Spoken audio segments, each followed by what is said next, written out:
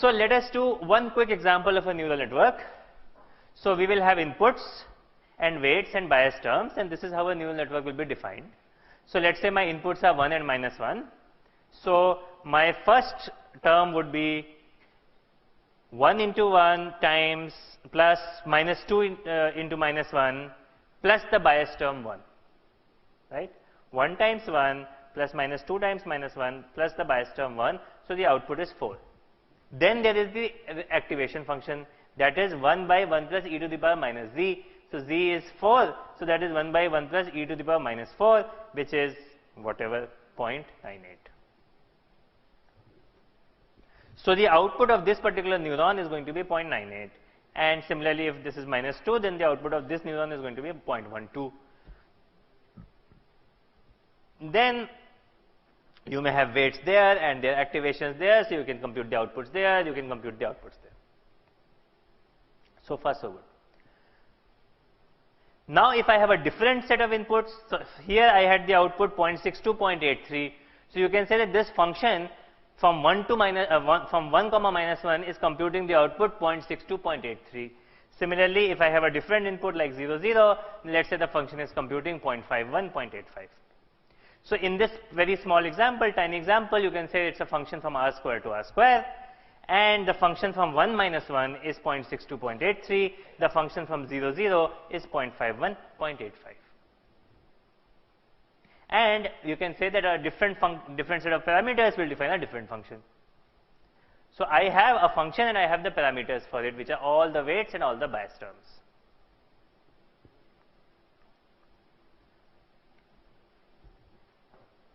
Now I can think of it as matrix computations, and this is an important step, and we will stop here after this. So this is a very important step.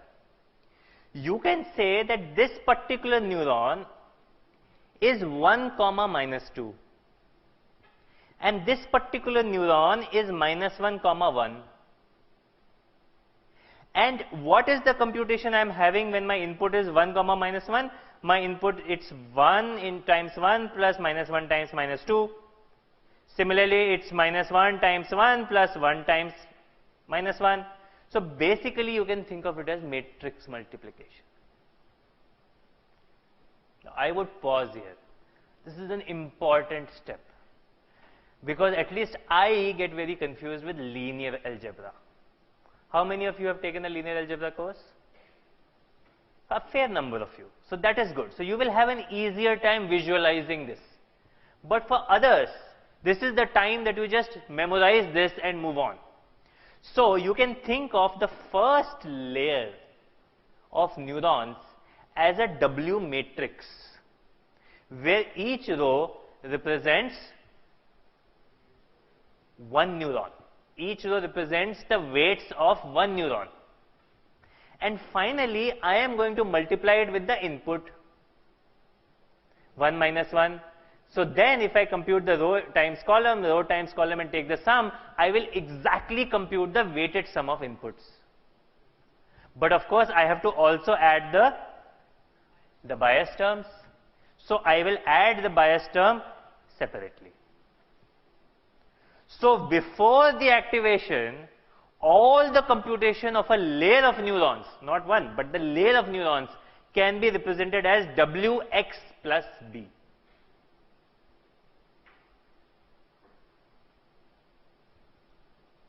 And it would give me an output again as the output form, which is in all the outputs of neurons put together. So this 4 comma minus 2 is the output of neurons before activation function for the whole layer. So each layer is nothing but some matrix multiplication and a bias addition. And then I can add nonlinearity on top of it, which will be nothing but adding nonlinearity on 4 and minus 2. So that will give me the output. So technically, one full layer can be represented as parameters Wi, W1, B1, or second layer W2, B2, ith layer Wi, Bi. And the function that is being computed is nonlinearity on top of Wix plus Bi. And what is x? Well, x is the input from the previous layer. So technically, the ith layer is computing nonlinearity over, or sigma over, Wi ai minus 1 plus bi, where ai minus 1 is the output of the previous layer. And so the whole neural network is computing y equal to fx, which is basically taking x, multiplying it with w1, adding b1, nonlinearity, then taking this, multiplying it with w2, adding bias b2, adding nonlinearity, and so on and so on and so on. And because now we have cast the whole neural network as a sequence of matrix multiplications and additions, there is something called a graphical processing unit, a GPU, which is very important in gaming, that can speed up these matrix operations using parallel computation. And this is what led to the major speed up that deep learning algorithms achieved. Why? Because of the gaming softwares, the gaming hardwares actually, not gaming software, because the gaming hardwares, NVIDIA had to speed up a lot of the physical computation, physical manipulation, right? In video games, you have characters, you have gravity, they shoot, so the projectile computation has to happen and so on and so forth. There is a lot of real computation that needs to happen in terms of the XYZ coordinates or XY coordinates, right? And all of that typically got done using matrix computation. And moreover, because you needed to do this fast, because gaming was a big business and is still a big business. You know, every year I have at least one student who has a big fat laptop, and I ask him, why do you have such a heavy laptop? And the answer is gaming. This big heavy laptop is stronger than most computers that you buy, which are sitting computers. They don't, non-laptops, desktops. And they are very powerful hardware they have. So because these gaming required this kind of a computation again and again and again, they said, look, we can't optimize it in the software at all. We'll have to just make specialized hardware for it. And they created what is called the graphical processing unit, the GPU. The idea was that it's a graphics card of some kind which will really speed up these kinds of computations. And at the core of it, they could just do matrix multiplication very fast. It was just hardware to do a lot of matrix multiplications and additions. That's it. So if you can do this very fast, and if a neural network just requires some of these to be applied successively, then you can think of the full matrix computation to be done in unit time, assuming you have enough memory in your GPU. And even if you do not have enough memory in your GPU, you can think of one matrix multiplication as divided into two matrix multiplications or four matrix multiplications or so on and so forth, because these are independent operations, because each set of weights are different. So you just divide the weight matrix and send one part of the weights to one GPU and the other part of the weights to the same GPU after a little bit of time or whatever it is. So therefore, what started happening is that this forward propagation, this computing the output of one layer, did not require too many additions and multiplications in terms of the amount of time. It only required one large matrix to be multiplied in unit time. And that really sped up the neural network computation. So earlier, where neural network was somewhat slower, now all these things could be done incredibly fast. So I have my students who sometimes compare the CPU version of neural network versus the GPU version of neural network, and they can get 10 times and sometimes even more speed up on the computation. So things are much faster, at least one order of magnitude faster, but even it might get even better, because GPUs have now started to become even better and better and better, because the deep learning finances, or the deep learning market is bigger than the gaming market. So now NVIDIA has even more incentive. And by the way, NVIDIA was a good company, but now it has become like a great company. Like NVIDIA is at the core of AI. They have not done any AI in life, or at least until the last 3-4 years. They were a gaming company, they were a hardware company, but now NVIDIA is in the middle of all this AI revolution, because everybody had to use their hardware, their GPUs, because they were the ones who created these GPUs ahead of time because of gaming, and so their GPUs got used in all this. And the first person who used those GPUs was somebody sitting in Toronto. And he recognized, and this is Alex, his last name I can't pronounce, starts with a K, Krzyzewski or something. He and his advisor Jeff Hinton, but Alex was the guy who basically came up with the idea that can we not use graphical processing units to compute deep learning, right, to create deep learning. And so his code could use that hardware and could train much better, therefore, and therefore he got massive reductions in errors on the image data set. That was a major challenge data set for the community, and that is what sort of caused the whole revolution, right?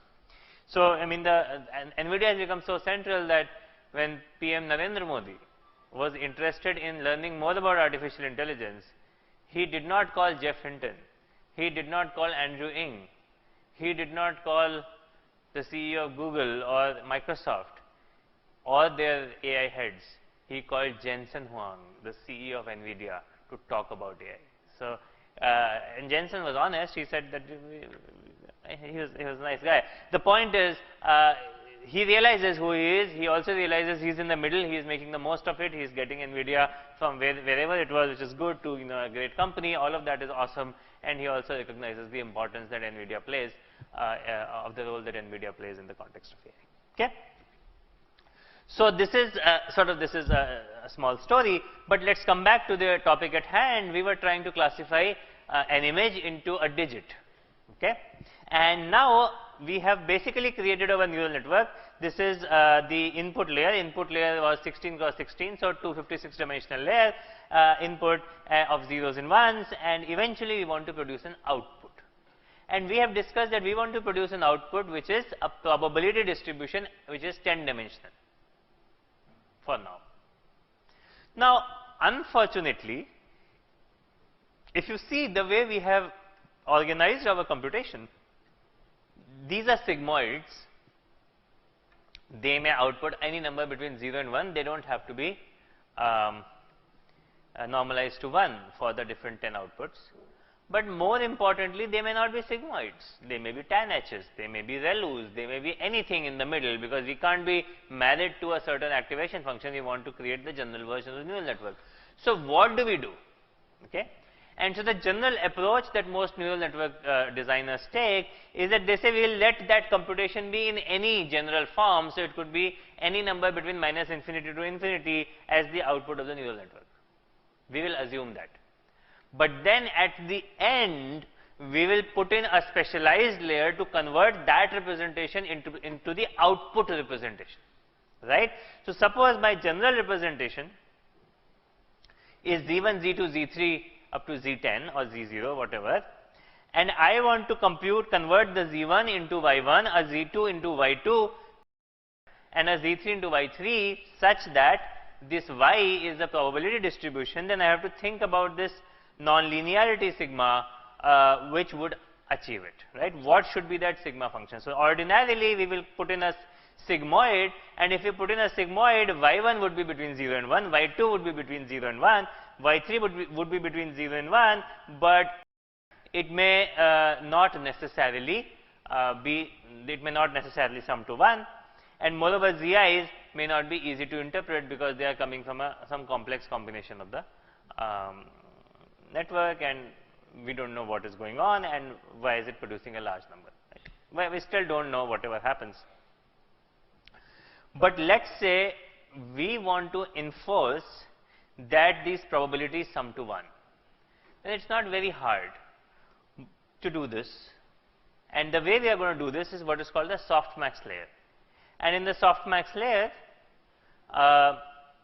we recognize that zi's can be positive or negative. But we want to say that if it is a higher number, then it should lead to a higher probability. So what function could we use such that the number which is between positive, which is either positive or negative, becomes only positive, because probabilities can only be positive? What function could we use? And which also says that higher zi means higher output. What function can we use?